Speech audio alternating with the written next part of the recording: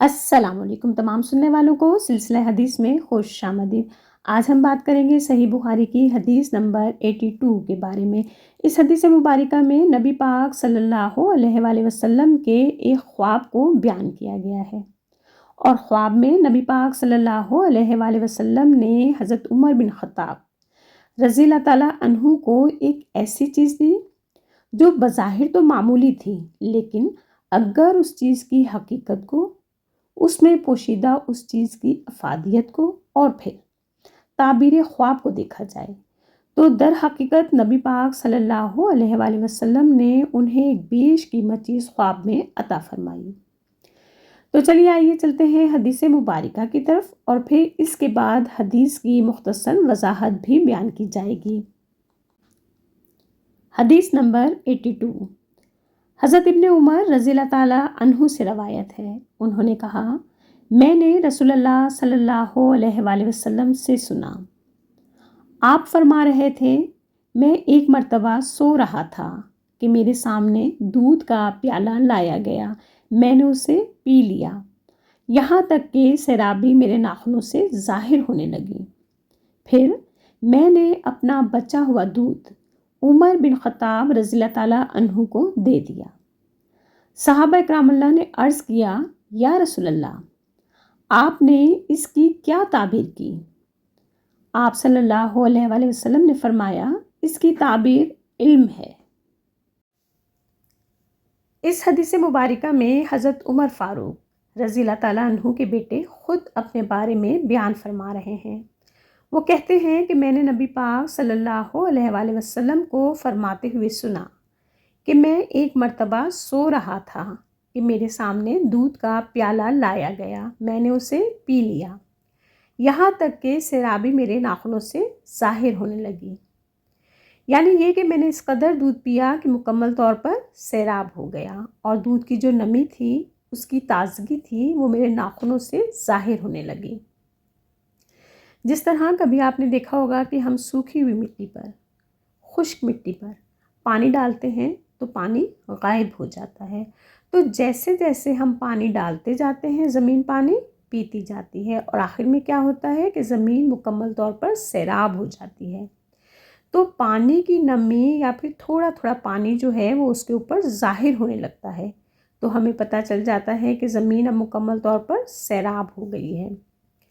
बिल्कुल इसी तरह नबी पाक सल्लल्लाहु अलैहि वसल्लम फरमाते हैं कि मैंने इस कदर दूध पिया कि इसकी सैराबी जो थी वो मेरे नाखूनों पर ज़ाहिर होने लगी। यानी अब वो मुकम्मल तौर पर दूध पीकर फुल हो चुके थे। फिर उसके बाद उन्होंने क्या किया? फिर उसके बाद उन्होंने अपना बचा हुआ दूध हज़रत उमर बिन ख़त्ताब रज़ी अल्लाह ताला अन्हु को दे दिया। अब सहाबा किराम ने नबी पाक सल्लल्लाहु अलैहि वसल्लम से पूछा, या रसूल अल्लाह, आपने जो ये ख्वाब देखा है, आप इसकी क्या ताबीर फरमाते हैं? तो आप सल्लल्लाहु अलैहि वसल्लम ने फरमाया कि इसकी ताबीर इल्म है। अब देखा जाए तो हम कह सकते हैं कि ख्वाब में दूध का देखना, किसी को दूध देना, किसी से दूध लेना या दूध का पीना, ये इशारा करता है कि ये शख्स जो है ये साहिब इल्म होगा। लेकिन नबी पाक सल्लल्लाहु अलैहि वसल्लम ने इल्म को दूध के साथ तशबीह क्यों दी? दूध और इल्म का आपस में क्या ताल्लुक़ है? इन दोनों में क्या मुमासलत है? अब दूध जो है वो एक मुकम्मल ग़िज़ा है। इसमें वो तमाम ग़िज़ाई अज्जा जो इंसानी जिस्म की नशोनुमा के लिए ज़रूरी होते हैं, वाफिर मिक़दार में पाए जाते हैं। देखा जाए तो जब बच्चा पैदा होता है तो क्या होता है कि उसे इब्तिदाई 6 माह तक दूध पर रखा जाता है ताकि उसकी हड्डियां मजबूत हों, उसकी स्किन, उसके बाल, गर्ज जिस्म के एक एक उज़्व की नशोनुमा जो है वो उस वक्त दूध से हो रही होती है। अब आप थोड़ी देर के लिए सोचिए कि अगर हमारी हड्डियां ही ना हों या हड्डियां कमज़ोर हों तो हम सही से खड़े नहीं हो सकते, चल नहीं सकते, गर्ज कोई भी काम जो है वो हम सही तरीके से अंजाम नहीं दे सकते।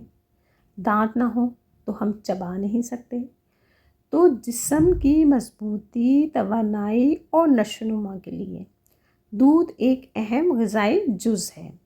اور پھر دودھ کا یہ بھی فائدہ ہے کہ بہت سی بیماریوں سے بچاتا ہے۔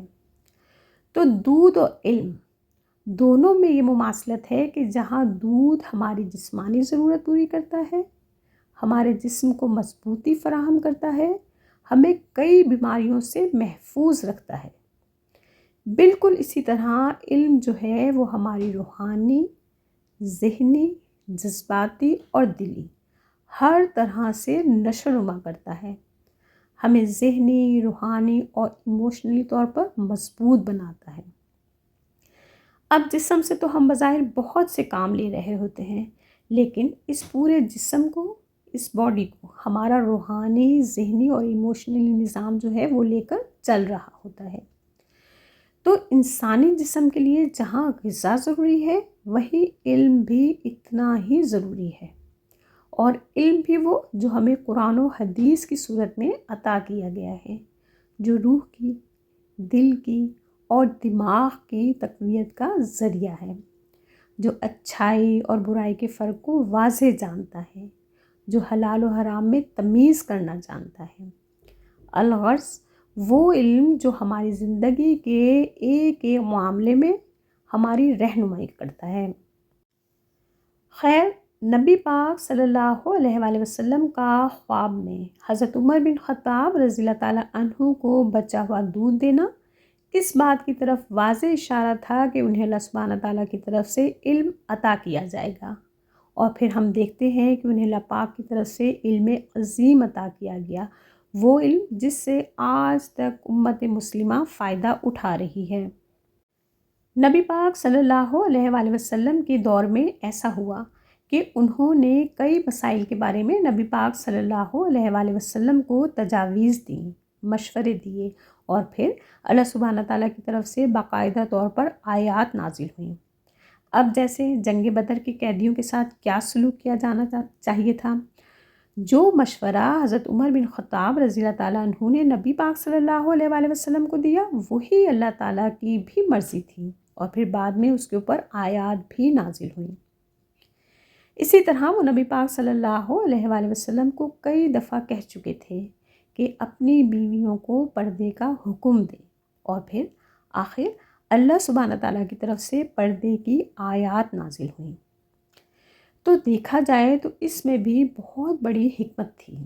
ایک مسلم معاشرے میں عورت کا پردہ کرنا اس قدر فائدہ مند ثابت ہو سکتا تھا، اور نبی پاک صلی اللہ علیہ وآلہ وسلم کا حضرت عمر رضی اللہ تعالیٰ عنہ کو دودھ دینے کا مطلب یہی تھا کہ انہیں علم میں غیر معمولی حصہ عطا ہوگا، اور پھر ان کی خلافت میں علم کی اشاعت، عدل، قانون اور فہم دین کی عظیم مثالیں قائم ہوئیں۔ اور اس کے ساتھ ساتھ یہ بھی اشارہ ہے کہ نبی پاک صلی اللہ علیہ وآلہ وسلم کے علم کے وارثین میں سے وہ خاص مقام رکھتے ہیں۔ خیر، حضرت عمر بن خطاب رضی اللہ تعالیٰ عنہ کا علمی لیول واقعی بہت اعلیٰ تھا، جس پر بات کرنے کے لیے بھی الگ سے بہت سبق چاہیے۔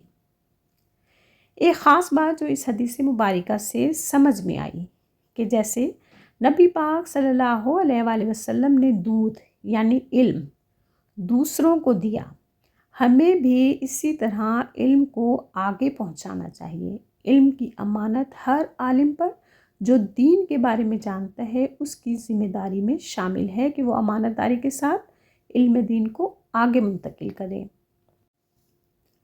امید کرتی ہوں کہ آپ سب کو یہ حدیث مبارکہ بہتر طریقے سے سمجھ آئی ہوگی۔ اگر ویڈیو پسند آئے تو اسے لائک اور صدقہ جاریہ کے طور پہ شیئر کرنا ہرگز نہ بھولیے گا، اور اگر چینل پر نئے ہیں تو براہ مہربانی چینل کو سبسکرائب کرتے جائیے۔ اس کے ساتھ ہی اجازت دیجیے، انشاءاللہ پھر ملتے ہیں۔ اللہ حافظ۔